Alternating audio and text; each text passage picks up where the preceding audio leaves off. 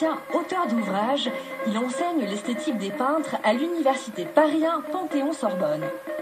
Olivier Long est l'invité de Philippe Martinetti. Bonsoir Olivier Long, merci d'avoir accepté notre invitation.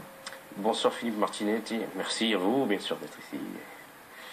Des compositions originales, de la couleur, les éléments de la terre, l'eau, l'air, la lumière, cette lumière si particulière que vous parvenez à capter, à travailler, à nous proposer, Olivier Long, de la peinture chaleureuse, presque une chaleur presque vitale, c'est ainsi moi que je l'ai perçue.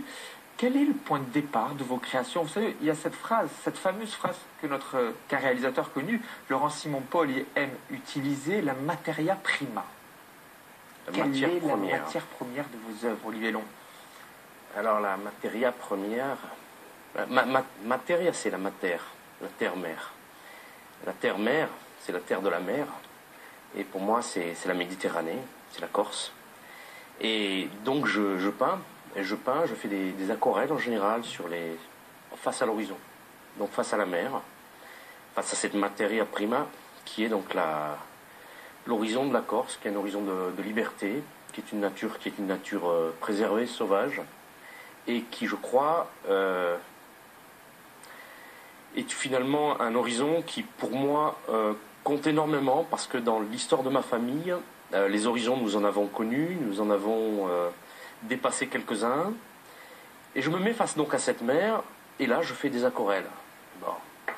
Ces aquarelles sont reprises en atelier, et j'essaie de retrouver la liberté qu'il y a dans cet espace qui est devant moi. C'est un travail sur l'espace d'une liberté possible, d'une motricité possible, de quelque chose qui est tourbillonnant, qui est en couleur, bien sûr, qui a un geste qui implique la dynamique du vivant, un dynamisme très fort. Et voilà, et c'est mon rapport à l'île que je peins là-dedans. Je disais tout à l'heure qu'il y a comme une sorte de chaleur presque vitale dans vos créations. Il y a quelque chose aussi qui est très frappant pour quelqu'un qui observe assez attentivement, d'ailleurs, vos œuvres, Olivier Long, c'est que nous ne sommes jamais dans l'expectative. On est toujours là, en train d'être presque interpellés. Vous nous bousculez également. Questionnez le regard de celui qui va s'installer quelques minutes à observer vos œuvres. Ce regard souvent paresseux. Vous n'aimez pas ce regard paresseux. Vous, il faut bousculer, il faut... Bien, disons que c'est mieux si, devant un travail... Vous voyez, qu'est-ce que c'est qu'une œuvre d'art? Une œuvre d'art, c'est quelque chose... C'est pas quelque chose qui est fait pour décorer au-dessus d'un canapé, c'est quelque chose qui pose à quelqu'un une question. Si vous ne vous posez pas la question, qu'est-ce que c'est quand vous voyez une œuvre d'art? S'il n'y a pas une espèce de mystère, vous voyez, le beau est bizarre, c'est Baudelaire, mais s'il n'y a pas ça, c'est qu'il n'y a pas œuvre d'art. Une œuvre d'art, c'est une expérience. Hein. Et cette expérience, moi, cette expérience que j'ai devant l'horizon, de spatialité qui vous bouscule finalement, parce que ça vous met devant une espèce d'infini, l'horizon, qui est très, très, en Corse en tout cas, qui est très particulier. Je voyais hier la mer à Cargèse, elle est changeante à chaque moment. Et ça, c'est quelque chose qui peut vous transformer intérieurement. Et donc moi, ma peinture, c'est une peinture qui a l'ambition d'être une peinture à vivre, d'être une peinture pour vivre. Et là, je remercie la galerie Gourbenet-Forti à Bastia, parce que Patrick Gour, c'est vraiment un défricheur de talent. C'est là où vous avez exposé, à Bastia. Voilà, c'est là que l'exposition va continuer jusqu'à la fin du mois. Voilà. Et Patrick, lui, est quelqu'un qui cherche des gens jusque très très loin, qui va aller chercher très très loin, avec Christian Benefort, son associé. Et donc on a monté cette exposition sur la Corse.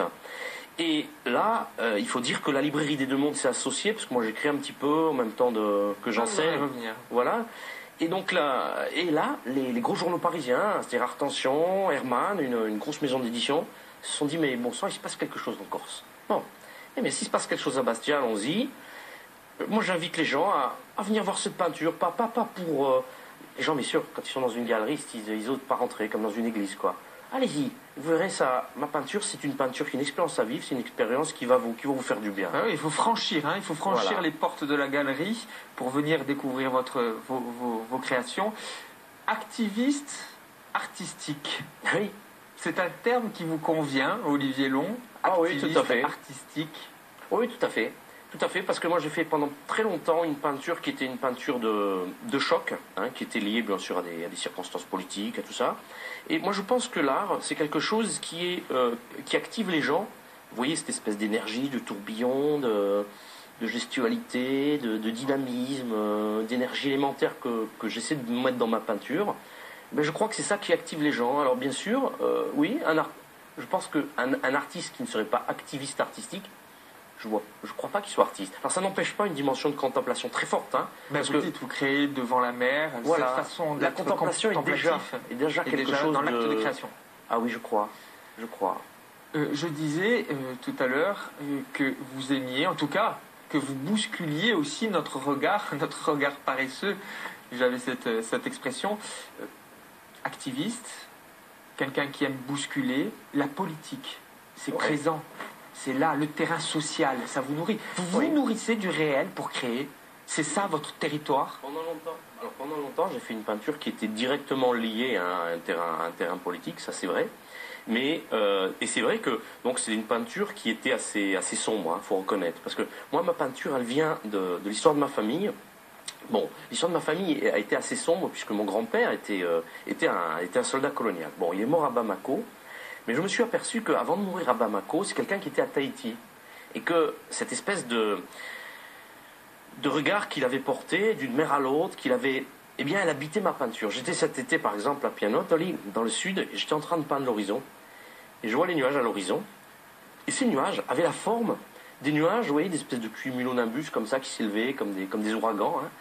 Et ça avait la forme de ces nuages qu'il y a sur la pochette des marquises de Gauguin. Je me suis dit, mais pourquoi ? Qu'est-ce que je suis en train de peindre ? Je peins la Corse ou je peins les marquises ? Et là, j'ai compris que ma peinture était liée à ces circonstances finalement qui étaient à la base dramatiques, mais qui étaient aussi solaires. Parce que tous ces gens qui ont perdu leur vie à la colonie, à l'étranger, loin de chez eux, mais finalement, cette espèce de lien viscéral qu'ils avaient avec la Corse, eh bien, mon grand-père a collectionné les peintures des amis de Gauguin quand il était à Tahiti, et moi j'ai vécu là-dedans. Vous avez grandi avec ces peintures, hein, vous voyez ces peintures. Je vois cette femme qui me regarde, une Polynésienne, dont ma grand-mère me dit, tu sais, c'était peut-être une copine de ton grand-père. Est-ce qu'il a une famille à Tahiti ? Je n'en sais rien. Je vois vous voyez, c'est des noirs comme ça, bâtis comme des armoires, qui coupent à la machette le bananier, la feuille de bananier. Je vois ces coquillages gravés par les bagnards, où on a les paysages de Tahiti, je vois ces cases dans la jungle. Et tout ça, ça habite mon univers d'enfant. Cela veut-il dire que votre peinture a de la mémoire, Olivier Long ? Moi, je crois que ma peinture est complètement liée à la mémoire de ma famille, qui est une mémoire de migrants. Parce que les Corses je crois que les Corses sont fondamentalement des migrants, mais il y a dans la migration une ouverture phénoménale. Et on n'imagine pas à quel point, vous voyez, on n'imagine pas à quel point les gens ici sont ouverts. Contrairement à l'image qu'on veut donner de la Corse, souvent, d'un pays refermé sur lui-même, attaqué par des pirates en permanence. Non, je crois que les Corses ont été très très loin. Je crois qu'ils ont ramené de ce très très loin un monde. À Bastia, on le sent très très bien. On sent à Bastia que vous avez un monde qui est le monde qui est là, et le monde qui est ailleurs. Vous avez un autre horizon. C'est cette espèce d'autre horizon, moi, qui m'habite, et dont j'essaie de retrouver dans la peinture. Et quand je suis face au paysage de Pianottoli, quand je suis face à la mer, face à la Tyrrhénienne, depuis le Cap, vous voyez, quand la mer est bleue, vous voyez, avec l'île d'Elba au fond, ou à Cargès, vous voyez, cette espèce de ligne d'horizon comme ça, avec ces nuages qui montent. Moi, je suis à la fois en Corse, et je suis à la fois dans ces tropiques qui sont quand même une ouverture, où il y a cette espèce de chaleur qui est la chaleur vitale, où il y a cette espèce de tourbillons qui sont des forces élémentaires qui nous habitent. Nous sommes des ouragans, des cyclones peut-être, pour les gens qui ne nous connaissent pas, mais ces cyclones portent une énergie qui, je crois, a à dire à tout le monde quelque chose. Et je pense que la peinture, elle est énergique et elle est activiste dans ce sens-là. C'est-à-dire c'est une peinture qui a apporté la vie aux autres. Et je pense que les Corses ont apporté cette vie dans l'Europe entière. On est dans un monde de globalisation, Pardon, justement, je vous coupe parce que je reprends au bon globalisation, c'est important ce terme. Quand on observe attentivement vos œuvres, j'ai le sentiment que vous nous exhortez presque, Olivier Long, à prendre notre temps d'observer, le temps de réfléchir. Et aujourd'hui, tout semble aller terriblement vite. Une sorte d'instantanéité quotidienne. Ben vous me dites, oh, prenez le temps, posez-vous, regardez les couleurs de la nature, regardez les couleurs de la vie en somme, Olivier Long. Alors c'est ça aussi. Je crois que c'est le propre de la peinture. Parce que bon, on est dans une civilisation de la tablette. Là, vous prenez avec la tablette des images, et en fait, ces images, elles sont cadrées, elles sont fermées, quoi. Et là, en fait, dans la peinture, c'est pas ça. Vous commencez à faire des croquis, Déjà, vous vous installez pendant longtemps dans le paysage. Bon, prenez des coups de soleil, bien sûr. Mais vous installez pendant longtemps. Et après, la démarche d'atelier, la peinture, c'est assez radical. Hein. C'est quand même 8-10 heures par jour de travail. C'est une vie de maçon, une vie de peintre. Hein. Faut pas, je ne vais pas raconter aux gens que c'est rigolo. Des fois, c'est pas rigolo. Mais c'est une vie de méditation, quoi. Dans la solitude. Bon. Et ça, les couches de peinture, c'est quelque chose qui se pose les unes sur les autres. Moi, je peins par glacier en plus en ce moment. Donc, c'est quelque chose qui est un art du temps, vous voyez, des dépositions, vous voyez, comme la laque. On dépose des couches de peinture les unes sur les autres et vous entendez le temps passer. Vous voyez, l'horloge, comme Brel dit, l'horloge qui dit oui, qui dit non, vous voyez. Et ben oui, c'est ça. Et donc, qu'est-ce qui se passe? Soit vous avez des images que vous allez consommer très rapidement. Bon, l'archétype, c'est le porno, quoi. C'est-à-dire, c'est une image consommable très rapidement, très plus une suit l'autre, puis on a tout oublié 2 minutes après. Soit vous avez des images avec lesquelles vous pouvez vivre. Donc la peinture, moi c'est ce que je dis quand mes collectionneurs achètent une peinture. Mes collectionneurs, c'est des gens, ils sont en Belgique, en Allemagne, au Portugal, bon, en France bien sûr. Donc, en Corse maintenant. Donc, en fait, je leur dis, ben voyez, votre vie, vous changerez peut-être 5 fois de femme, mais la peinture que vous avez là, vous allez la garder avec vous et vous allez vivre avec. Et moi j'ai remarqué, parce que moi je vis avec des peintures, chez moi c'est couvert de peinture au mur. Et donc, quand vous avez une peinture où il y a une espèce d'énergie, votre journée, elle commence de manière différente. Vous voyez, la peinture, c'est quelque chose à vivre, c'est un environnement. C'est même pas quelque chose à regarder. Vous voyez, la peinture, c'est à regarder, mais c'est quelque chose, c'est pas juste à contempler, comme quand on contemple une jolie fille qui passe dans la rue. Bien sûr, il y a le côté flâneur, il peut y avoir ça. Non, c'est de la couleur qui va vous énergiser. Voilà. Enfin, pour ce qui est de ma peinture, hein. Donc, c'est de la couleur qui va vous énergiser, c'est un geste qui va vous transformer. C'est quelque chose, et c'est pour ça que c'est actif, la peinture. C'est quelque chose qui vous transforme. C'est comme si vous viviez... c'est comme si vous viviez, je sais pas, à côté d'un baril d'uranium, bien sûr, ça va vous détruire. Mais la peinture, ça vous construit, c'est le contraire.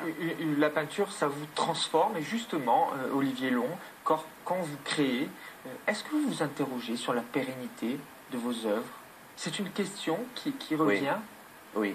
Moi, j'ai commencé à peindre vraiment quand je me suis dit, bon, si demain tu mourais, demain tu as un accident là, sur la route de Cargèse ou sur la route de Muratel ou de Tavogne, de Spédale, qu'est-ce que tu ferais?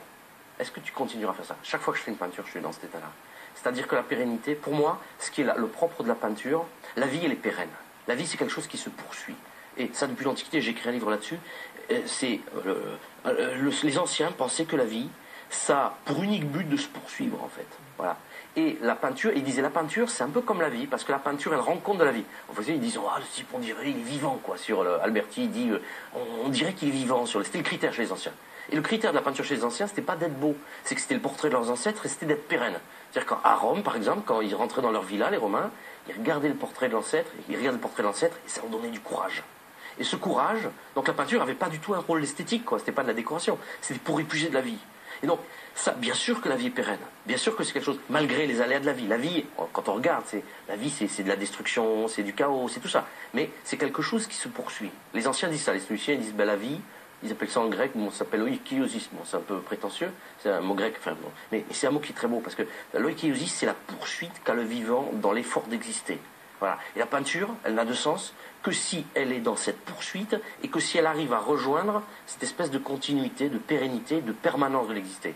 C'est pour ça qu'on peut vivre avec la peinture, et que la peinture fait vivre celui qui le regarde, fait vivre celui qui vit avec, et fait vivre celui qui l'a fait. Justement, pour être interpellé, pour être navigué entre divers eaux, il faut aller voir, Olivier Long, vos créations picturales à la galerie Bourg à Bastia. Bourg, Belleforti. Bourg, Belleforti et Bastia jusqu'au 27. Oui, c'est Cours Napoléon, parallèle au boulevard Paris. C'est une galerie très connue, donc voilà, je pense que vous allez la trouver.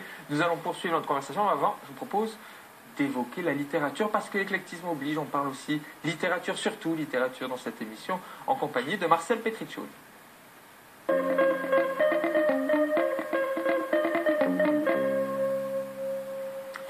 Bonsoir Marcel. Alors vous allez évoquer aujourd'hui la rentrée littéraire, la pénible rentrée littéraire. Pour le lecteur. C'est toujours un peu pénible. 700 romans à lire. Est-ce qu'il y en a trop de romans d'ailleurs, Oui, Marcel? oui, il y en a trop. Bien Trop sûr. de livres. Trop de livres. On ne parle que des romans, 700. On ne parle pas des essais, de tout le reste. Non, c'est beaucoup trop. Et puis il y a les incontournables. Il y a les incontournables. Toujours les mêmes qui ressortent à la rentrée littéraire. Mais là, on ne va pas en parler, justement. Voilà. On va parler de Tarte aux pommes et de Fin de monde de Guillaume Ciodo. C'est aux éditions Alma. Alors, c'est un court roman qui est composé de petits chapitres, une quarantaine de chapitres, pas plus, qui sont autant de souvenirs, de bribes de vie, de sentiments et d'émotions du narrateur. Le roman tourne autour de sa rencontre avec sa future femme, Alice, qu'il rencontre grâce à une boîte de maquereaux dans une supérette. Pourquoi pas, tout peut arriver. J'aime bien ce préalable autour d'une boîte de maquereaux dans une supérette. Et c'est comme ça qu'il tombe amoureux, grâce au maquereau. Donc il va y avoir des flashbacks qui vont nous en apprendre un petit peu plus sur les événements souvent dramatiques qui ont jalonné la vie du narrateur, bien sûr. Alors c'est un roman dans l'air du temps, puisqu'il parle d'une génération, les trentenaires, cette génération un peu paumée, un peu en précarité, un peu inquiet, bien sûr. En fait, ce qui m'a plu énormément dans ce livre, c'est le ton du roman. Car malgré les aléas de la vie, tout ce qui lui tombe dessus, eh bien, le narrateur garde toujours un ton léger, plein d'humour et d'autodérision. Toute la force du récit est là, dans le ton humoristique et décalé du narrateur. Rassurez-nous, ce n'est pas un énième roman sur les trentenaires perdus dans une banlieue qui pourrait très bien s'imaginer en noir et blanc, sous la pluie. C'est pas du tout ça, non. Vous allez voir, ça va vous surprendre, vraiment. D'ailleurs, la première scène est assez symptomatique du ton du livre. C'est une scène qui va être à la fois, il parle de son chien, triste, cocasse, absurde et affreusement drôle. Je dis bien affreusement, horriblement drôle. Affreusement drôle, ça, voilà. Olivier Long, je suis sûr que c'est quelque chose qui va... c'est évident. Drôlement affreux, affreusement drôle. Bon. Donc un livre qui va vous interpeller, faussement léger, c'est un premier roman, vite lu, mais pas vite oublié, une réussite. Rappelez-nous le titre qui est... Tarte aux pommes et fin de monde. Trop les mêmes, édition allemande. On sent l'invention déjà. Faillir être flingué de Céline Minard chez Rivage. Alors Céline Minard est surtout connue pour un roman qui s'appelle Le Dernier Monde, qui est un livre de science-fiction absolument halluciné qu'il faut découvrir, c'est en folio. Si vous ne connaissez pas Céline Minard, allez-y. Et là, elle nous surprend en dégainant un western complètement inattendu. Alors ça se passe bien sûr pendant la conquête de l'Ouest, au temps des pionniers, à l'époque où les prairies étaient encore vierges et inhospitalières. Alors c'est une épopée chorale. On va rencontrer et suivre le destin de plusieurs personnages qui se croisent, s'entrecroisent, se traquent, s'entretuent. Il y aura par exemple une indienne chamanique, dernière escapée de sa tribu. Il y aura une tenancière de saloon, bien sûr, avec ses girls. Il y aura des éleveurs, des joueurs, des voleurs. Alors, ce sont tous des personnages terriblement, vraiment terriblement attachants, libres, bagarreurs, un brin immoral, un brin complètement barré aussi. Il en faut. Il y a tous les ingrédients du western, Colt, whisky, attaque d'Indien, canyon, naissance d'une ville. C'est pas du tout une parodie, c'est un vrai roman, un vrai western. L'écriture belle, fluide, vraiment plaisant à lire, parfaitement maîtrisé, parfois époustouflant de beauté. Un roman qui a à la fois du burlesque, du dramatique, du lyrisme et du contemplatif. C'est un très grand roman. C'est notre coup de cœur. Hein. Je fais un pari qui va être sur les tablettes des prix littéraires. Je ne sais pas s'il aura, parce que un western... Et puis c'est toujours très compliqué. C'est toujours très compliqué, mais bon, en plus un western. Mais il sera dans les shortlists, j'en suis sûr. C'est un western littéraire. Rien que ça donne envie d'aller le découvrir. Écrit par une française, en plus. En plus. Il y a une espèce de mise en abîme du genre western. Exactement. On se dit on est dans un western et... oui. Ou dans un roman. Voilà, c'est ça. C'est comme certains romans policiers où il y a un des protagonistes qui dit mais rappelle-toi qu'on est dans un roman policier. Oui, toujours, c'est vrai. Très souvent. Souviens-toi de ça. On va faire comprendre au lecteur que nous sommes dans un roman policier. C'est vrai. C'est vrai. Un troisième, Manuel de survie à l'usage des incapables, de Thomas Gusding. C'est au diable Vauvert. C'est pour nous, Marcel. C'est incapable. Oui. Enfin, Manuel de survie. Manuel de survie, oula. Donc on va découvrir Jean-Jean, qui est un agent de sécurité dans un hypermarché, et qui doit aider sa direction à se débarrasser de Martine Laverdure, une caissière capverdienne qui est jugée trop lente à la manœuvre. Alors, dans le même temps, on va découvrir que 4 loups, surnommés blancs, gris, noirs et bruns, montent une attaque de fourgon blindé. Ils vont faire l'attaque, ils vont tuer les convoyeurs, rafler le butin de cette fameuse société de distribution banlieusarde, une énorme société de distribution. Mais tout va se compliquer quand notre incapable de Jean-Jean va croiser ces 4 loups qui ne sont autres que les fils abandonnés de Martine Laverdure. Ça semble évident. Alors nous sommes dans un futur très proche, c'est pas daté, où la société de consommation est entrée dans la vie quotidienne, où la grande distribution s'érige en mode de vie, tout est consommable, tout est marchandise, y compris l'être humain, y compris les animaux. Un être humain qui peut être modifié génétiquement, et un être humain à qui on peut rajouter des qualités d'animaux. D'où une bonne femme qui va accoucher de 4 loups, par exemple. Donc c'est un roman qui met l'action, fantastique, réflexion. Ah oui, ça rappelle beaucoup Bernard Werber. Il y a des romans qui ont l'art, dans l'accélération du temps qu'on est en train de vivre et qu'on veut nous faire subir, en fait, il y a des romans qui ont l'art de le ralentir. Oui, nous en parlions tout à l'heure, c'est ce temps qui défile trop rapidement. La caisse, c'est la métaphore même de la cadence infernale. Quoi. Là, il arrive d'en faire. Hein. C'est tout à la fois ce bouquin. C'est un thriller, un roman noir, un roman d'anticipation, un roman sociétal, un conte philosophique. C'est gore et tendre à la fois. C'est insensé et intelligent. C'est drôle et sinistre. C'est plein de bon sens et complètement loufoque. Comme je dis, c'est un olni, un objet littéraire non identifié. Et ça, j'adore vraiment. C'est succulent, jubilatoire. C'est pas un livre qu'on lit, mais qu'on dévore. Première rencontre avec cet auteur, belge, qui est un fan de cinéma et de série B. Ça se sent dans l'écriture. Vous allez voir qu'il y a même des phrases d'Arnold Schwarzenegger dans le bouquin. C'est une première rencontre. Je suis sûr pour moi que ça ne sera pas la dernière. Et vous avez réussi, Marcel, à ne pas évoquer Amélie Nothomb. Bravo. Ah, il fallait le faire. Hein. Bravo. L'incontournable Amélie Nothomb. Vous avez, Olivier Long, une tablette numérique qui est juste devant vous. Merveilleux. Je vais vous demander d'ouvrir et de découvrir un dessin. C'est un dessin de Sampé. Sampé vous interpelle, Olivier Long. Oui. Sampé est un dessinateur qu'on pourrait penser simple, mais en fait, pour moi, c'est un dessinateur métaphysique. Alors, que dit le texte? C'est ce moment où tout est encore possible que j'apprécie le plus. Alors, on se demande s'il se moque du peintre ou qu'est-ce qui se passe. Le peintre, il est devant une espèce d'espace comme ça. C'est pas la mer, c'est le gazon. Vous voyez, on tourne autour de la même chose. Et donc, en fait, j'ai l'impression que ce qu'il essaie de montrer, c'est que, qu'est-ce que c'est que la peinture? C'est le rapport comme ça à un espèce d'immense espace vide. Qu'est-ce que c'est que voir? Voir, c'est ouvrir son regard sur de l'espace. Mais avant qu'il y ait de l'espace, avant qu'il y ait quelque chose, c'est-à-dire quelque chose posé là sur la plage, une île à l'horizon, il y a l'ouverture de l'espace. Il y a quelque chose qui est de l'invisible. Alors c'est facile à comprendre cet invisible. Regardez, vous avez une mouche qui vous pique. Paf, vous tapez derrière votre tête. Et vous tapez avec une précision que même votre œil n'aura pas. Donc ça veut dire qu'il y a même l'espace derrière vous. L'espace, vous ne le voyez pas. Vous écartez vos bras. Vous êtes à l'espace. L'espace vous précède. Et c'est ça qu'essaie de se montrer, pour moi, hein, j'en fais une lecture personnelle, tu vois. L'espace qui est peint, c'est un espace qui est un espace vert. Et vous savez ce que je pense, moi? C'est que le peintre, il ne peint pas ce qui est devant lui. Et c'est ça qui fait la force de la peinture. Il peint ce qui est derrière. Et en fait, là, et derrière, il y a deux chippies là, qui font la conversation. Oui, chippie, c'est le terme. C'est le bon terme. Voilà. Et c'est l'invisible qu'on peint. Moi, c'est ça. Non, quand je peins, c'est de peindre des formes comme ça, qui ne sont pas définissables. Et justement, le moment où vous allez vous aventurer sur la toile blanche encore, est-ce que c'est ce moment que vous appréciez vraiment? Alors, il y a une première angoisse qui est l'angoisse de la page blanche, comme pour un écrivain. Mais il y a une deuxième angoisse qui, à mon sens, est plus intéressante. Et ça peut vous terrasser. Hein. À l'atelier, vous pouvez passer 4 heures à regarder votre toile et avec la boule au ventre. Mais bon, il y a ce moment-là. Mais il y a une autre angoisse qui est plus... Maintenant que je fais une peinture qui est assez... qui n'est pas abstraite, qui n'est pas figurative, qui est entre figuration et abstraction. Moi, j'appelle ça une peinture transfigurative, entre figuration et abstraction. J'essaie de faire advenir les formes, vous voyez, mais quand elles commencent à vraiment advenir, quand on arrive à définir, à dire, tiens, mais ça, c'est un verre. Là, je commence à passer le chiffon, j'enlève, là, vous voyez. Et donc, j'essaie de montrer, j'essaie de fabriquer, enfin, par plastiquement, hein, une espèce d'expérience d'espace advenant, mais pas d'espace qui est encore nommé, vous voyez, parce que c'est l'espace nommé, cadré, photographié, qui est devant vous, l'espace, vous n'êtes pas à cet espace-là, parce que cet espace, en fait, n'est pas une vraie expérience, en fait. La vraie expérience de l'espace, elle est que quand vous reculez, vous êtes encore dans l'espace. Vous dormez, vous êtes encore au monde. C'est ça, donc, être au monde... C'est ça que moi j'essaie de peindre. Et qu'est-ce que ça veut dire d'être au monde en Corse?